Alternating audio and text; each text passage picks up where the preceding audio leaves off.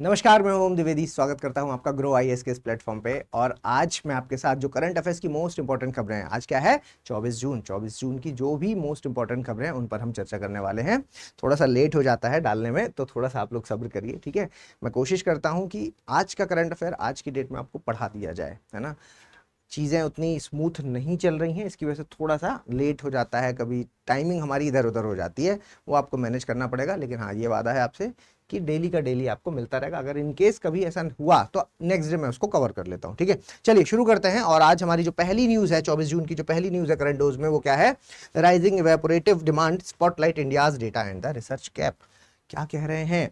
आप लोगों ने एक चीज पहले से सुनी है, ये किस में रखेंगे? एनवायरमेंट में रखेंगे, ठीक है। किस में रखेंगे? एनवायरमेंट में रखेंगे। एनवायरमेंट जीएस पेपर 3 में रखेंगे, ठीक है। समझिए बात को, क्या कहना चाह रहे हैं। आप लोगों ने एक चीज जो पहले से सुन रखी है वो है हीट वेव, ठीक है। हीट वेव सुना हुआ है पहले से। इसको आपने पहले से सुना हुआ। हीट वेव का मतलब क्या होता है? हीट वेव है जो बच्चे, वो किसके साथ एसोसिएटेड है? हीट वेव है जो वो एसोसिएटेड है आपका टेम्परेचर के साथ, तापमान के साथ एसोसिएटेड है। सिर्फ मतलब क्या होता है कि बहुत गर्म हवाएं जब चलने लगती हैं तो उनको हम हीट वेव कह देते हैं। मतलब गर्म का मतलब हुआ तापमान उन हवाओं का बढ़ जाता है। तो जब हवाओं का तापमान बढ़ जाता है तो हीट वेव चलती हैं और उससे तमाम तरह की समस्याएं आती हैं। सूखा पड़ जाता है, सूखा की समस्या हो जाती है ना। आप कहेंगे सर बीमारियां फैलना शुरू हो जाती हैं, बीमारियां शुरू हो जाती हैं, है ना। और मतलब तमाम तरह की प्रॉब्लम आती हैं। और ये सब कुछ किसके साथ जुड़ा हुआ है? ये सब कुछ है जो वो जुड़ा हुआ है हमारे ग्लोबल वार्मिंग के तहत, मतलब वैश्विक तापन से। और वैश्विक तापन में भी यही चीज हम देखते हैं कि सर वैश्विक तापन जब होता है ना, मतलब मैं कह सकता हूं कि हीट वेव तो आप लोगों ने पहले से पढ़ा हुआ है और वैश्विक तापन भी आप लोगों ने पढ़ा है। तो अल्टीमेटली मैं यहां पर आपको यह बताना चाहता हूं कि हीट वेव से जो चीज होती है वो तो है ही है, लेकिन यहां आज मैं ये सब क्यों पढ़ा रहा हूं आपको? क्योंकि तो पुरानी बात हो गई। एक नई रिसर्च हुई है, एक नई रिसर्च हुई है और उसमें एक नई चीज आई है, अभी मैं आऊंगा उस पर। तो देखो, हीट वेव के कारण क्या है? ग्लोबल वार्मिंग बढ़ रही है और ग्लोबल वार्मिंग से भी यही सारी चीजें हो रही हैं। क्या अल्टीमेटली अगर मैं कहूं तो पूरी जो पृथ्वी है, यानी कि जो पूरी अर्थ है, उसका एवरेज टेम्परेचर है जो, एवरेज टेम्परेचर है जो वो बढ़ जा रहा है ना। अल्टीमेटली ग्लोबल वार्मिंग हम कह किसको रहे हैं? Average temperature. तो यहां भी टेम्परेचर के साथ चीजें जुड़ी हुई हैं, लेकिन यहां टेम्परेचर के साथ जुड़ते ही ये इसके साथ कनेक्ट हो जाता है ना। ये इसके साथ कनेक्ट हो जाता है, हीट वेव के साथ कनेक्ट हो जाता है और सूखे की समस्या, क्लाइमेट चेंज की समस्या, अलग अलग तरह की प्रॉब्लम्स है जो हम आने लगती हैं। अल्टीमेटली बात यह है कि हम जो अभी तक बात की वो हमने की हीट वेव के साथ बात, लेकिन एक नई चीज आ गई है जिसका नाम है थर्स्ट वेव। क्या नाम है बेटा? Thirst wave. Thirst wave. Thirst wave. अब अगर मैं थर्स्ट वेव के बारे में बात करता हूं, थर्स्ट वेव के बारे में बात करता हूं, तो थर्स्ट वेव क्या चीज है? ये नया शब्द सुनने में आ गया। थर्स्ट का मतलब होता है क्या? प्यास। प्यास, ठीक है। तो जैसे आपको अगर हम पानी बहुत देर तक प्यासा रखें और फिर एक साथ आपको पानी दे दें, आप पूरी की पूरी बोतल गटक जाएंगे, है ना। पूरी बोतल एक बार में खाली कर देंगे जब बहुत देर से प्यासे हो। हमारी पृथ्वी भी तो वैसे ही प्यासी है। तो क्योंकि हमारी पृथ्वी प्यासी है तो उस पर क्या चल रही है? एक नया शब्द आया है, थर्स्ट वेव। ये एक रिसर्च के दौरान हुआ है और ये किसके किसके साथ एसोसिएटेड है? तो यहां पर अगर थर्स्ट वेव को बोलते हैं तो थर्स्ट वेव एसोसिएटेड है आपकी टेम्परेचर के साथ भी, ठीक है। थर्स्ट वेव हमारी जो किसके साथ एसोसिएटेड है? टेम्परेचर के साथ। इसके अलावा आर्द्रता मतलब ह्यूमिडिटी, ह्यूमिडिटी मतलब आर्द्रता, आर्द्रता के साथ एसोसिएटेड है, ह्यूमिडिटी के साथ एसोसिएटेड है। इसके अलावा विंड स्पीड के साथ एसोसिएटेड है। विंड स्पीड, वायु का वेग, विंड स्पीड, वायु का वेग, ठीक है। विंड स्पीड के साथ एसोसिएटेड है।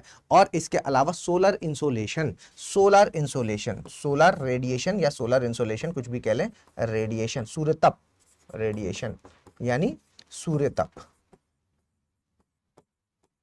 ये कुछ फिनोमेना है, ठीक है, जिसके साथ एसोसिएटेड। पेपर में आने वाला क्वेश्चन है ये, ठीक है, पेपर में आने वाली चीज है, कुछ नई चीज आई है क्योंकि, ठीक है। तो थर्स्ट वेव कह रहे हैं, मतलब इसका आप ऐसे समझ लो बस कि थर्स्ट वेव का मतलब है कि पृथ्वी भी पूरी प्यासी है, और लंबे समय से जब पृथ्वी प्यासी है तो क्या करेगी, जो भी मॉइस्चर होगा, कहां पर, जो भी मॉइस्चर होगा, कहां पर होगा बेटा मॉइस्चर, जो भी हमारे सॉइल में मॉइस्चर आ गया मान लो, या हम कहें कि जो भी हमारे एटमॉस्फेयर में मॉइस्चर आ गया, तो इस मॉइस्चर को, इस पूरे मॉइस्चर को तुरंत वो पी जाएगी, है ना, खाली खाली कर देगी। तो आप ये समझ सकते हो कि सर सॉइल क्या है, पूरी कैसी हो जाएगी, सूख जाएगी। सॉइल अगर सूख गई, सॉइल अगर सूख गई तो आप समझ पा रहे हो कि सर एग्रीकल्चर प्रभावित होगा, और एग्रीकल्चर अगर प्रभावित हुआ तो भी आप समझ पा रहे हो कि सर फूड सिक्योरिटी प्रभावित होगी। फूड सिक्योरिटी, खाद्य सुरक्षा है जो, वो भी हमारी बाधित हो जाएगी। ये सारी चीजें इसके साथ जुड़ गई हैं। तो याद क्या रखेंगे, ये सारे फैक्टर्स याद रखें, क्योंकि हीट वेव के साथ सीधे प्री में भी बना सकते हैं, मेंस में भी बना सकते हैं। मेंस का क्वेश्चन तो मैंने ले आया हूं, मैं दे दूंगा आपको, आज समझ में आ जाएगा कैसे पूछते हैं। लेकिन प्री में भी पूछा जा सकता है कि heat wave is associated with the temperature and the thirst wave साथ एसोसिएटेड विद दीज थिंग्स, ठीक है। तो आपको ये बात समझनी होगी कि सिर्फ टेम्परेचर का फिनोमिना नहीं है, यहाँ पर ह्यूमिडिटी को भी जोड़ दिया है, यहाँ पर टेम्परेचर को तो जोड़ा ही जोड़ा है, और साथ में सोलर इंसोलेशन, सूर्य तप को भी जोड़ा है, और वायु के वेग यानी कि विंड स्पीड को भी जोड़ दिया है, ठीक है। तो ये फैक्टर्स आपको पता चले। इसके अलावा एक चीज और है जिसका यहाँ पर यूज हो रहा है, और वो क्या नाम यूज कर रहे हैं, इवेपोट्रांसपिरेशन। कि ये भाई हमने कैसे खोजा, तो इसके लिए जो मेथड यूज किया गया है ना, कि भाई ऐसा कुछ हो रहा है, थर्स्ट वेव चल रही है, थर्स्ट वेव को लेकर के इसके लिए कैसे पता चला थर्स्ट वेव, तो साइंटिस्ट लोगों ने इसको कैसे पता लगाया, तो इसके लिए वो शब्द का इस्तेमाल कर रहे हैं क्या, इवेपोट्रांसपिरेशन, इवेपोरेशन और ट्रांसपिरेशन,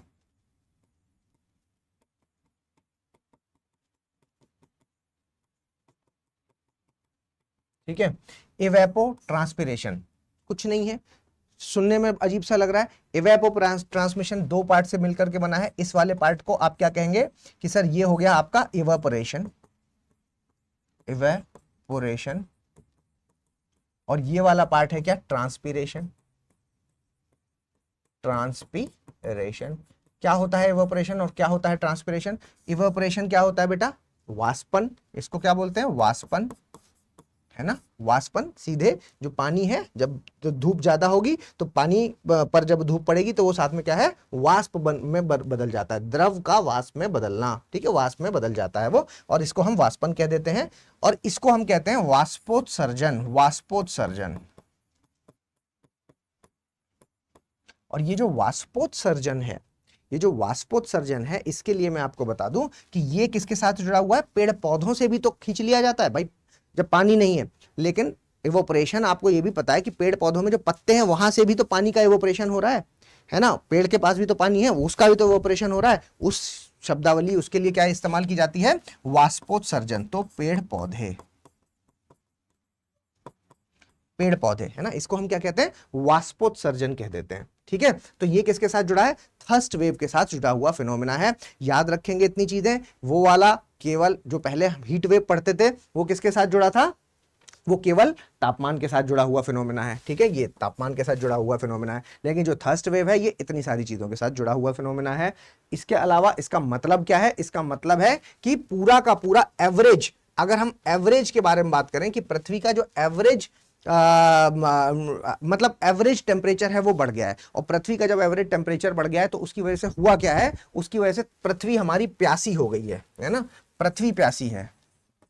और क्योंकि बेटा पृथ्वी प्यासी है तो ये क्या कर रही है, ये सारा का सारा जो भी एटमॉस्फेयर या सॉइल में पानी आ जा रहा है उसको सबको ज्यादा मात्रा में खींच रही है, ज्यादा मात्रा में खींच रही है, ठीक है। तो ज्यादा मात्रा में खींच रही है जिसकी वजह से यहां पर क्या है, सॉइल डिग्रेडेशन या एटमॉस्फेयर में भी इस तरह की प्रॉब्लम्स हैं जो वो देखने को मिल रही है, ठीक है।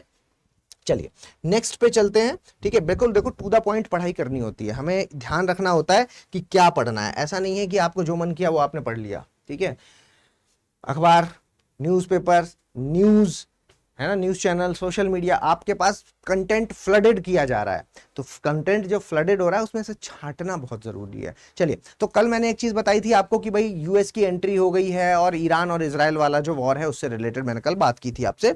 और यहां पर देखो एक अभी ये एक खबर आ रही है, बस ये अपडेट है, लिखना नहीं है, ठीक है, ये आपको लिखना नहीं है। ये एक खबर है कि जिसमें कि क्या है कि Trump announces Iran Israel cease fire cease fire को लेकर के बात कह दी है। हालांकि ये सुबह की खबर है और फिर उसके बाद इजराइल की तरफ से आया कि इजराइल की तरफ से ये भी नए नए अपडेट्स आ रहे हैं कि ईरान ने क्या है सीज फायर को तोड़ दिया, तो अब किसी भी तरीके का कोई युद्ध विराम नहीं हो सकता। हालांकि लेकिन ट्रंप ने ऐसा कहा है कि भाई सीज फायर अब हो जाएगा इसमें, तो ट्रंप की तरफ से सीज फायर है, लेकिन ईरान ने एक शर्त रख दी कि हाँ हम रेडी हैं इस सीज फायर के लिए, अगर इजराइल कुछ नहीं करता, तो इजराइल अगर शांत रहता है तो हम भी रेडी हैं। तो ईरान की तरफ से एक पॉजिटिव न्यूज़ है और ट्रंप ने इसमें बोला है कि हाँ भाई अब ये सीज फायर हो जाएगा। तो लग तो रहा है कि हो जाएगा, लेकिन अब ट्रंप हैं, ट्रंप आज ये कह रहे हैं, हो सकता है कल फिर से पलट जाएं, तो कुछ भी हो जाता है। ठीक है, तो बस एक ये वही वाली जो कल मैंने आपको यहाँ पर बताया था, कल मैंने आपको बताया था कि एंट्री हो गई है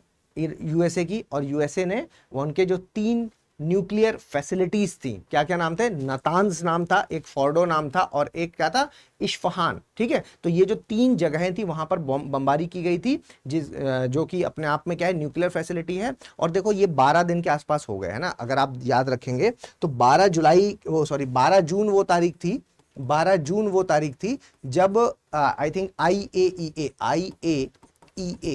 आईएईए की तरफ से रिपोर्ट आ गई थी, है ना। और इस रिपोर्ट में ये बात बता दी गई थी कि ईरान है जो वो क्या कर रहा है, अपनी न्यूक्लियर फैसिलिटीज को डेवलप कर रहा है, न्यूक्लियर टेक्नोलॉजी या न्यूक्लियर हम कहेंगे कि बॉम्ब है जो एटॉमिक बॉम्ब वगैरह, न्यूक्लियर बॉम्ब वगैरह बना रहा है, न्यूक्लियर कैपेबिलिटीज को डेवलप कर रहा है, क्षमता को अपनी बढ़ा रहा है। ठीक है, तो बस उसी के नेक्स्ट डे इजराइल ने युद्ध शुरू कर दिया था। ठीक है, इजराइल ने युद्ध शुरू किया था, तो तब से लेकर के अभी आप 24 तारीख है चल रहा है, तो मतलब 12-13 दिन हो चल के आए ये युद्ध, है ना।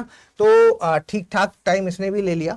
और अब क्या है कि देखिए ये अपने आप में रीजन में कल की क्लास अगर आपने नहीं देखी तो प्लीज कल की क्लास देख ली, उसमें हमने काफी डिटेल में चर्चा किया था कि क्या है सीन, ईरान का क्या सीन है, ईरान क्यों वहां पर एक मतलब इंपॉर्टेंट प्लेयर की तरह देखा जा रहा है, क्यों ईरान को ऐसा हो सकता है कि अपना स्टैंड है जो ईरान का अभी जो स्टैंड है वो अगर उसने क्लियर कर दिया, मतलब कहने का कि अगर उसने अपनी न्यूक्लियर फैसिलिटी को डेवलप कर लिया तो एक पूरा जो हम कहेंगे कि जो ये वेस्ट एशिया है ना, वेस्ट एशिया है, इसका पूरा का मिडिल ईस्ट कह लीजिए या वेस्ट एशिया कह लीजिए, इसका पूरा का पूरा जो टिल्ट है वो ईरान की तरफ हो जाएगा। तो कल की क्लास अगर आपने नहीं देखी है ना तो प्लीज उसको देख जरूर लीजिएगा। ठीक है, तो देख जरूर लीजिएगा, तो उससे एक थोड़ा आइडिया आपको लग जाएगा। तो ये न्यूज हमने कल डिटेल में, बस उसी का एक अपडेट मैंने आपको दे दिया, ये लिखना नहीं है।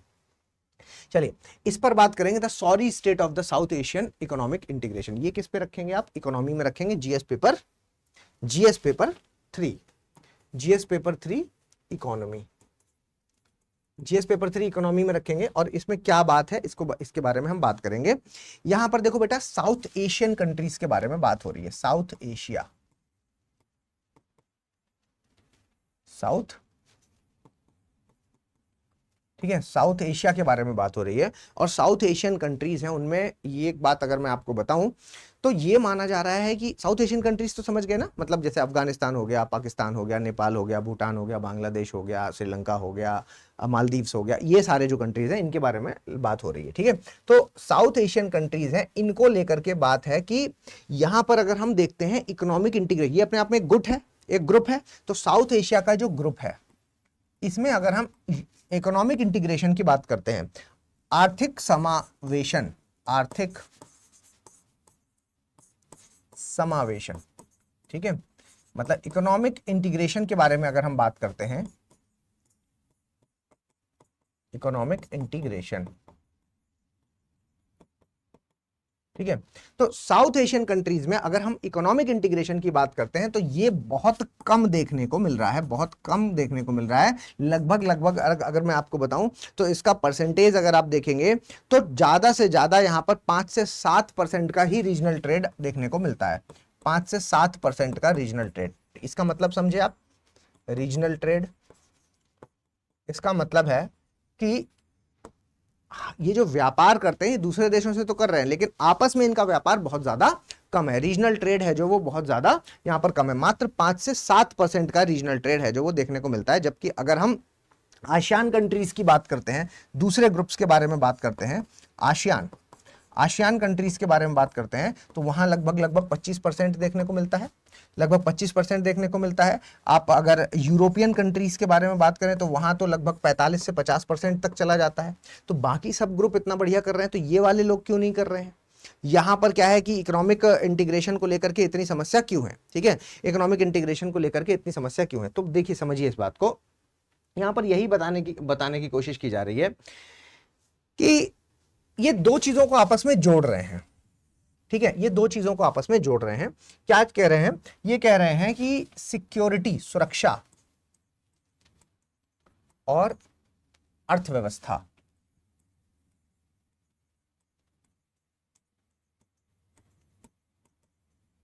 ये आप भी जोड़ दीजिएगा, है ना, मेंस का एक एंगल है।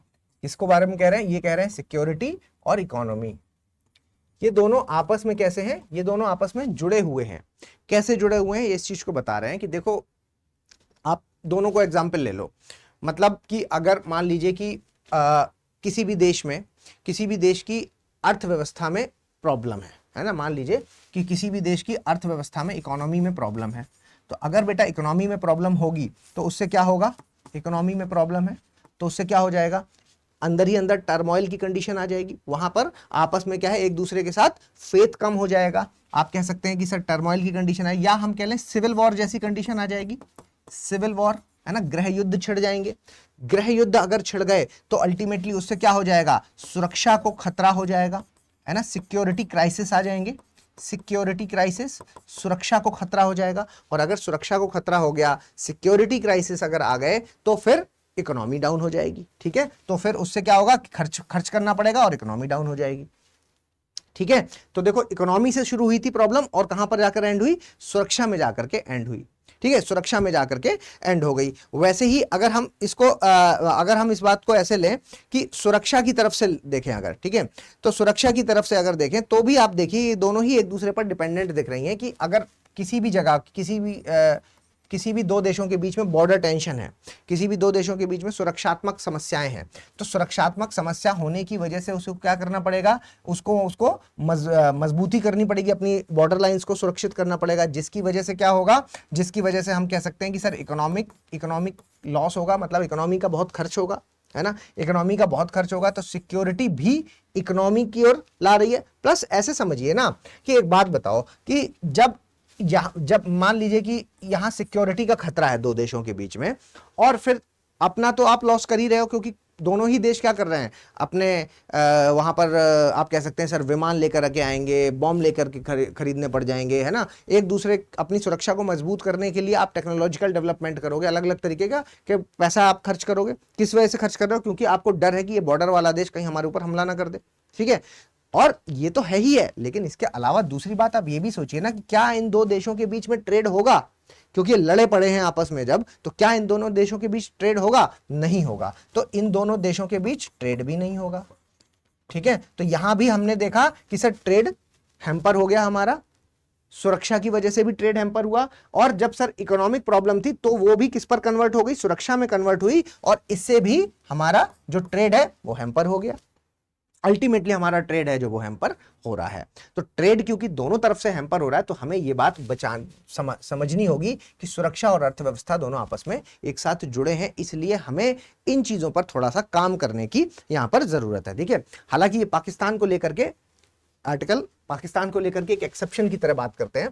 जैसे कि अगर हम पाकिस्तान के बारे में बात करते हैं, देखो पाकिस्तान को लेकर के भारत का स्टैंड बड़ा क्लियर है कि भाई 70 से 75 साल हो गए, 70 से 75 साल हो गए, और डिप्लोमेसी की अगर हम बात करते हैं, डिप्लोमेसी की अगर हम बात करते हैं, तो 70 से 75 सालों में डिप्लोमेसी पर इन्होंने, मतलब बातचीत से कोई समाधान निकला ही नहीं। तो बातचीत से जब समाधान निकला ही नहीं, तो इनको लेकर के भारत का स्टैंड बहुत क्लियर है कि देखो इनके साथ ये चीज इकोनॉमिक इंटीग्रेशन जैसी चीज सूट करेंगी नहीं।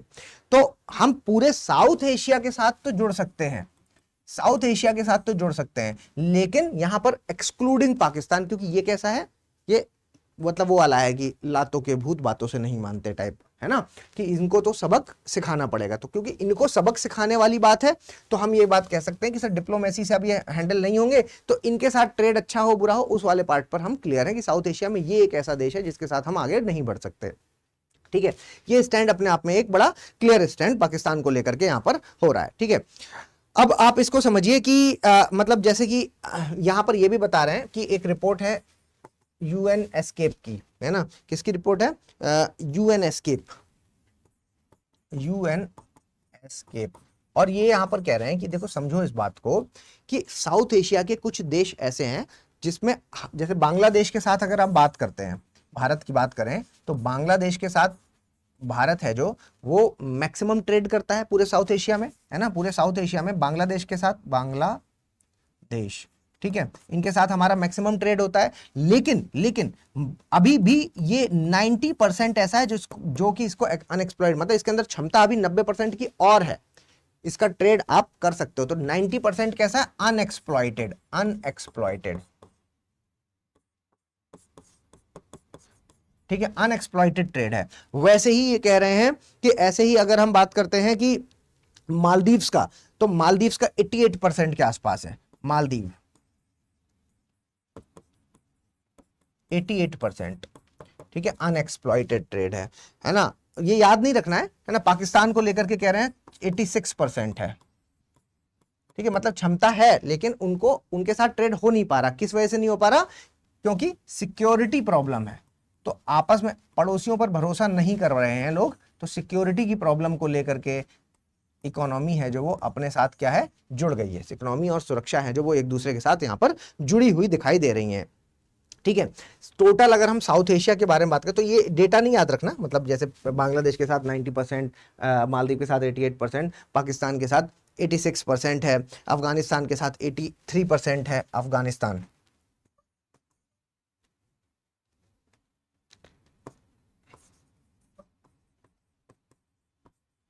नेपाल के साथ वहीं पर,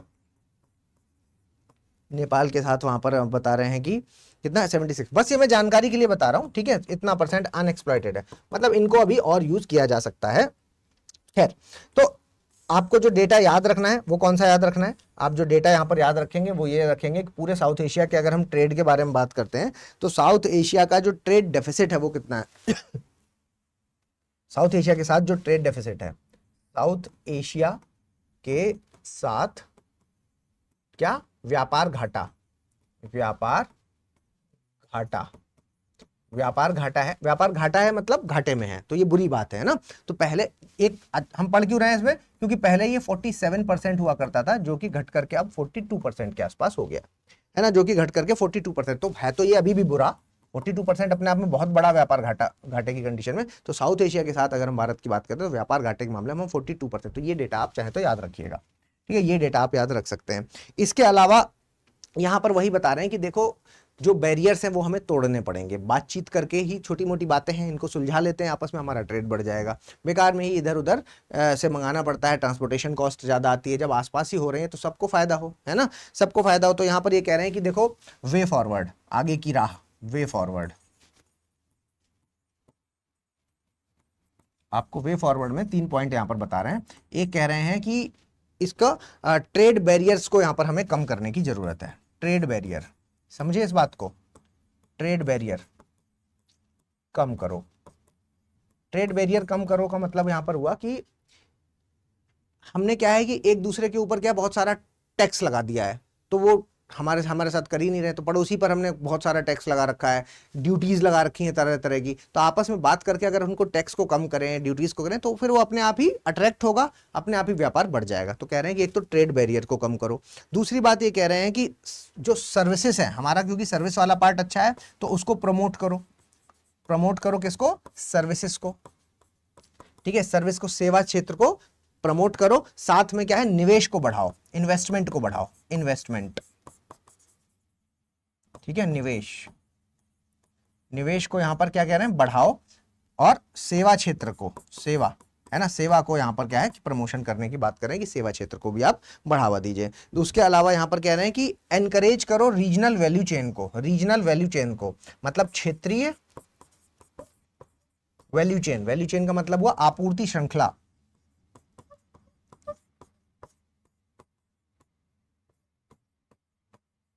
ठीक है, इसको भी रीजनल वैल्यू चेन है जो इसको भी बढ़ाने के बारे में बात हो रही है कि रीजनल वैल्यू चेन को आपको बढ़ाना होगा। तो ये कुछ पॉइंट्स है, देखो रेडीमेड आंसर मिल रहा है आपको, आपको वे फॉरवर्ड भी बढ़िया पॉइंट मिल गए, रट लो, जब मेंस का आंसर लिखोगे अपने आप दिमाग में आ जाएंगे, ठीक है। उसके अलावा यहाँ पर एक डेटा भी दे रहे हैं, ठीक है, और एक पूरे ग्रुप के बारे में एक बात की जा रही है कि अभी हमारी ग्रुप के साथ जो समस्या है उसमें जो पूरे, अगर मैं कहूं तो सबसे इंपॉर्टेंट लाइन यहां पर ये है, अगर आप ये बात मेंस के आंसर में लिखते हैं तो आप बताइए क्या आपका आंसर दुनिया से अलग नहीं होगा? बाकी से अलग होगा। यही करना है, अपने आंसर को बाकियों से अलग करना है। कैसे? छोटे छोटे पॉइंट से, है ना। करंट अफेयर में जो कुछ मिल जाए उसको हम चुरा लें, यहाँ पर डाल दें, वहां डाल दें। तो ये चीजें हमें यहाँ पर करने की जरूरत है। चलिए नेक्स्ट क्या है? Pakistan role in the US West Asia calculus. वही मैंने कल आपसे एक चर्चा की थी पाकिस्तान यूएस को लेकर के।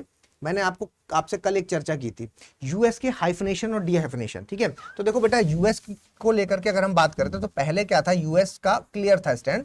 यूएस क्या करता था कि जो भारत है और पाकिस्तान है, अगर हम पाकिस्तान को बात करें और भारत के बारे में बात करें, ठीक है, तो क्लियर था इनका स्टैंड कि हमारे रिश्ते पाकिस्तान के साथ अलग हैं, यूएस की बात कर रहा हूं मैं, और इंडिया के साथ हमारे रिश्ते अलग हैं। ठीक है, तो इस चीज को, इस अलगाव को क्या कहते हैं? डी हाइफनेशन बोला जाता है। क्या बोला जाता है? D hyphenation.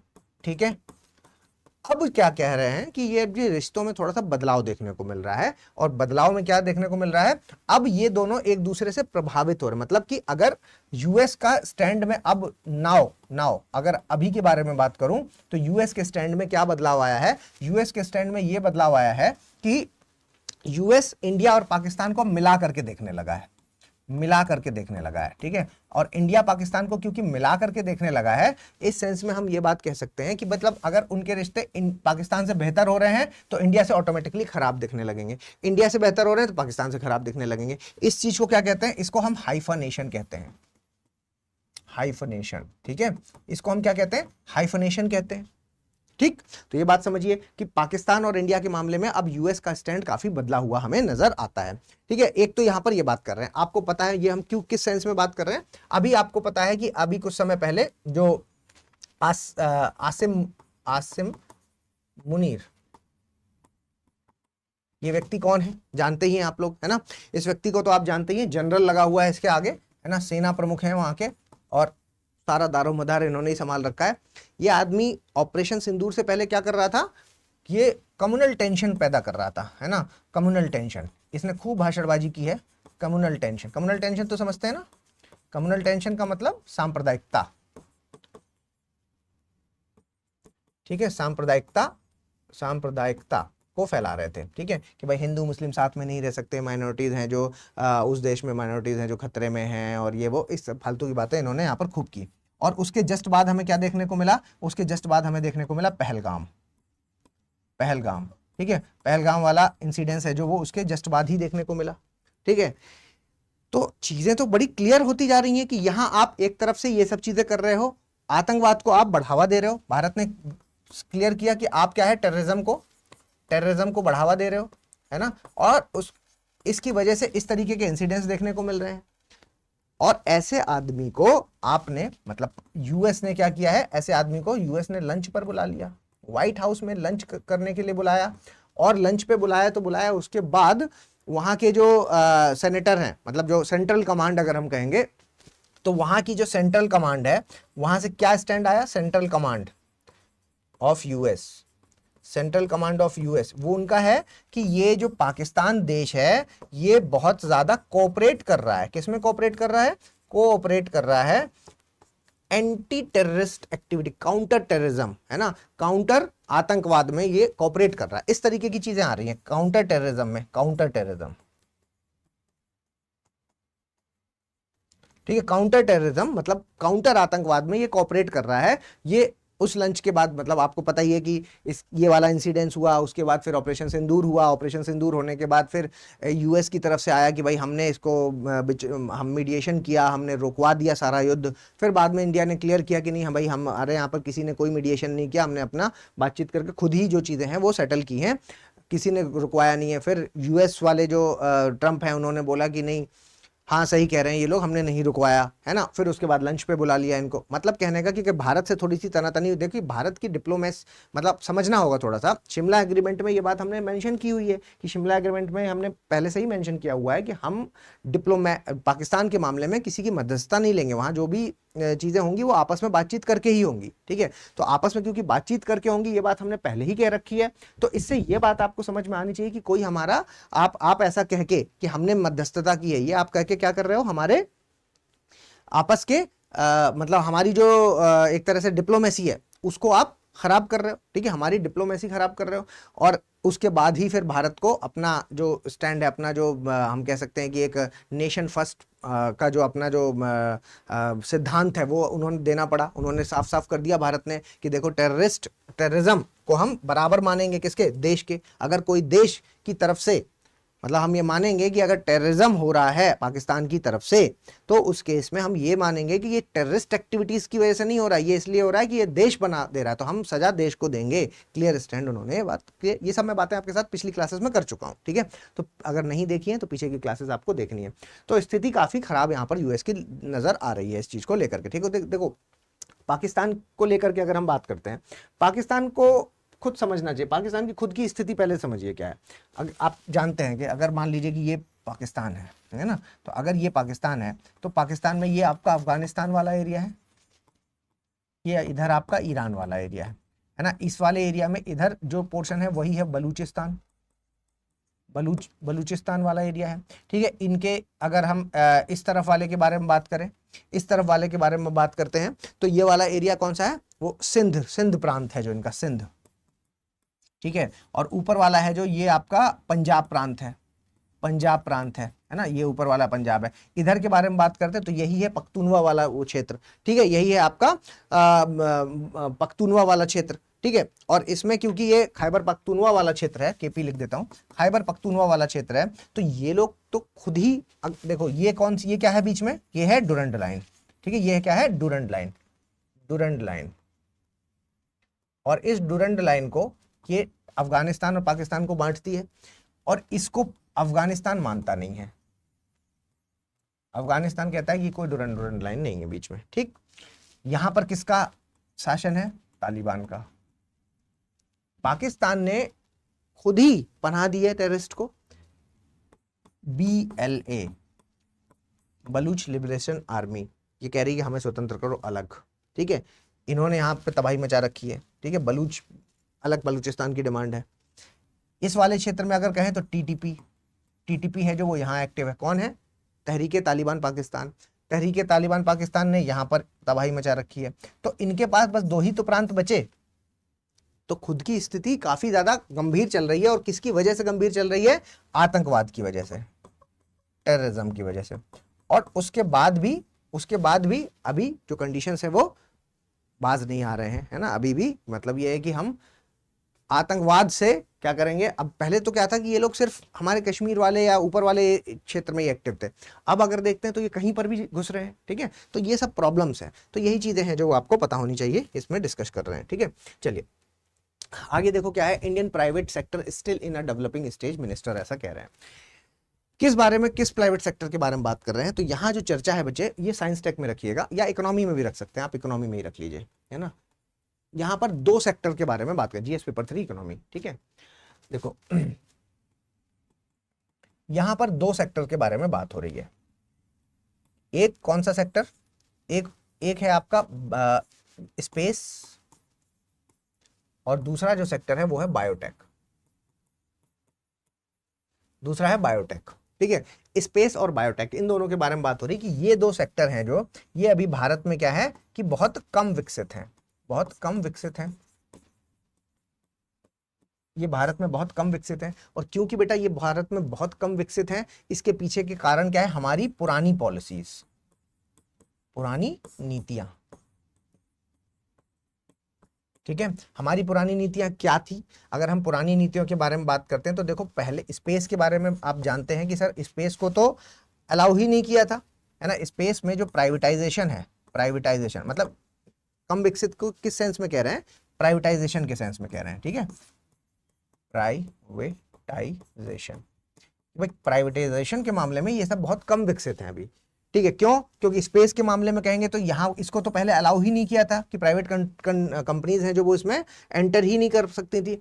अब यहाँ पर चीजें हैं जो वो शुरू हुई हैं, और अब जब चीजें यहाँ पर पॉलिसीज हैं जो वो बनने लगी हैं, शुरू हुई हैं, इन्वेस्टमेंट बढ़ेगा, तो धीमे धीमे चीजें ग्रो होंगी, ठीक है। धीमे धीमे चीजें हैं जो वो ग्रो होंगी। आप कह सकते हैं कि सर इसरो जैसा सेक्टर हमारे पास है ना, इसरो जैसी कंपनी हमारे पास होने के बावजूद भी अगर हम बात करते हैं, कि ग्लोबल ट्रेड में स्पेस सेक्टर का कितना कंट्रीब्यूशन है या पार्टिसिपेशन है, तो ये है पार्टिसिपेशन कितना है, 3% के आसपास है, ठीक है, स्पेस सेक्टर में, पूरे स्पेस में, ठीक है। स्पेस सेक्टर में हमारा जो पार्टिसिपेशन है वो 3% के आसपास नजर आता है, ओनली 3% पार्टिसिपेशन है, ठीक है। क्यों? क्योंकि भाई अब समझ में आने लगा ना कि भाई इसको बढ़ाना पड़ेगा, और इसको बढ़ाने का तरीका क्या है, प्राइवेटाइजेशन करो। प्राइवेटाइजेशन के लिए आपको क्या, प्राइवेट कंपनीज को अलाउ करना पड़ेगा। तो अब वो चीजें हैं जो वो कर रहे हैं, और इसके लिए सरकार कह रही है कि अब ये क्योंकि स्टार्ट हो गई है, तो हमने पूरी कोशिश कर रहे हैं, और जल्दी ही है जो ये सेक्टर है जो वो ग्रो कर जाएगा, क्योंकि आप जान ही रहे हैं कि ये सेक्टर ऐसा है कि बहुत ज्यादा इससे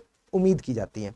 इसके अलावा अगर हम बायोटेक के बारे में बात करते हैं तो सेम कंडीशन बायोटेक को लेकर के भी कह रहे हैं कि बायोटेक में भी यही प्रॉब्लम थी, तो इसके लिए हमने क्या है, बिराक, 2012 में हमने बिराक, ठीक है, 2012 से हमने क्या है, बिराक प्रोग्राम है जो वो स्टार्ट किया। और जब से हमने बिराक प्रोग्राम स्टार्ट किया है, और इसके तहत क्या है कि हम सरकार बायोटेक की प्राइवेट कंपनीज को हर तरह का सपोर्ट दे रही है, हर तरह का सपोर्ट, ठीक है, हर तरह का सपोर्ट दे रही है। हर तरह का सपोर्ट से मतलब इन्वेस्टमेंट भी दे रही है ना, उनको स्पेस भी दे रही है, जगह, है ना, उनकी ब्रांडिंग करवा रही है, ठीक है, पैसा मिल रहा है, जगह मिल रही है, ब्रांडिंग करवा रहे हैं, उनको एक्सपोर्ट के लिए जो सामान चाहिए, जो भी मतलब उनको चाहिए, मार्केटिंग वगैरह कुछ भी आप लिख सकते हैं इसमें, है ना, मार्केटिंग सब कुछ है इसमें, मार्केटिंग वगैरह सब कुछ करवा रही है। तो अब क्योंकि ये चीजें करवा रहे हैं तो अब इससे फायदा मिलेगा, ठीक है। तो यही चीज है कि दो सेक्टर को लेकर के सरकार के दो मंत्रियों ने यहाँ पर कहा है कि ये भाई प्राइवेटाइजेशन इनमें अगर देखेंगे तो इस मामले में बहुत ज्यादा कम विकसित हैं। तो अभी आने वाले समय में, मतलब अभी बच्चे हैं ये प्राइवेटाइजेशन के मामले में, नेसेंट स्टेज पर हैं, आने वाले समय में ये चीजें बेहतर हो जाएंगी, ठीक है। इसके अलावा क्या है, देखो ये बस एक न्यूज में आप इसमें ऐसा समझ लीजिए कि बीज उत्सव को लेकर के बात है, कहां पर 3 स्टेट्स को लेकर के बात हो रही है, एग्रीकल्चर सस्टेनेबिलिटी। देखो ये प्री लाइक एक खबर, एक एग्जाम्पल की तरह आप इसको यूज कर सकते हैं, एग्जाम्पल की तरह यूज कर सकते हैं बीज उत्सव को। बीज उत्सव कहां पर होता है, बीज उत्सव, बीज उत्सव है जो, ये एक पट्टी है, अगर बात करते हैं इंडिया की, तो ये वाला जो, ये वाली एक बेल्ट है यहाँ पर, ठीक है, जिसमें कि ये राजस्थान का एरिया हो जाएगा, है ना, राजस्थान, इधर आपका एमपी वाला एरिया हो जाएगा, और नीचे है जो इधर महाराष्ट्र वाला, इधर है जो नीचे है जो गुजरात वाला एरिया हो जाएगा, ठीक, गुजरात वाले एरिया को ले रहे हैं, नीचे ना लेकर के इसको आप साइड में ले सकते हैं, ठीक है। तो इस पट्टी में इस ये वाला पोर्शन है जो ये गुजरात वाला हो जाएगा। तो गुजरात और एमपी और राजस्थान में एक, मतलब एक बेल्ट में क्या बीज उत्सव को सेलिब्रेट कर रहे हैं। और यहाँ पर एक ये क्या दिखाता है, इसको आप एग्जाम्पल की तरह कभी भी यूज कर सकते हैं। ये क्या दिखाता है, ये एग्रीकल्चर सस्टेनेबिलिटी के बारे में बात करता है ना, कि और ट्राइबल कल्चर, एक तो जनजातियों का जो कल्चर है उसके बारे में बात कर रहा है। दूसरा आप कह सकते हैं कि सर एग्रीकल्चर सस्टेनेबिलिटी के बारे में बात कर रहे हैं, कि बीज भाई इतना इंपॉर्टेंट है कि इसको क्या है कि एक उत्सव की तरह सेलिब्रेट कर रहे हैं, जिससे कि बीज की इंपॉर्टेंस पता चलेगी और एग्रीकल्चर की सस्टेनेबिलिटी,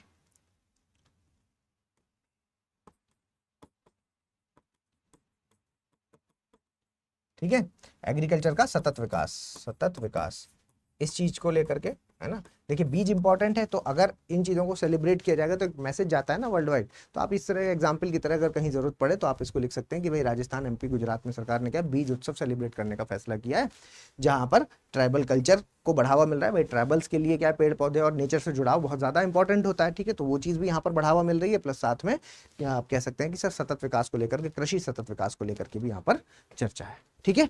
तो इतनी चीजें हैं जो आज आपके साथ मुझे चर्चा करनी थी। क्वेश्चन देख लीजिए क्या है, थर्स्ट वेव को लेकर के, कि थर्स्ट वेव क्या है, यह हीट वेव से कैसे अलग है, और भारत में उभरती इस जलवायु संबंधी घटना के सामाजिक, आर्थिक और पारिस्थितिकी प्रभावों का परीक्षण करें। साथ ही इससे निपटने के लिए लचीलापन विकसित करने का उपाय भी बताइए। ठीक है, तो ये चीज़ें आपको यहाँ पर लिखना है, 250 शब्दों में इसको आप लिख लीजिएगा। ठीक है, इसके अलावा हमारे साथ जुड़ने के लिए ये सारी चीज़ें हैं। देखो हमारा टेलीग्राम चैनल है, इसको फटाफट आपको सब्सक्राइब कर लेना चाहिए। ये पीडीएफ आपको कहाँ मिलेगी, grow_IAS इस वाले टेलीग्राम चैनल पर मिल जाएगी पीडीएफ। और इसके अलावा जो ये हमारी इंस्टाग्राम आईडी है, ईमेल भी कर सकते हैं आप, व्हाट्सएप के माध्यम से भी आप हमसे कनेक्ट कर सकते हैं। ठीक है, चलिए, thank you everyone, thank you so much.